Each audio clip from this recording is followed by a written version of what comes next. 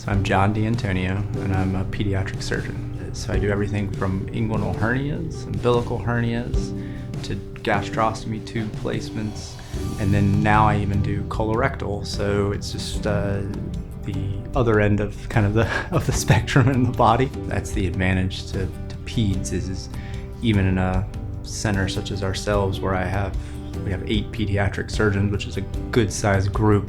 We still all do a little bit of everything. That's actually why I went into ped surgery, is I can treat and manage a lot of things in a relatively large sized city such as Richmond. The nice thing about being a surgeon is most things I can fix a problem, right? And so that's why I enjoy, something, I don't call anything a simple operation but a hernia repair, right? Kids come in, you fix it, they go home the same day usually, they do well, they can go back to their normal activities within a day or so.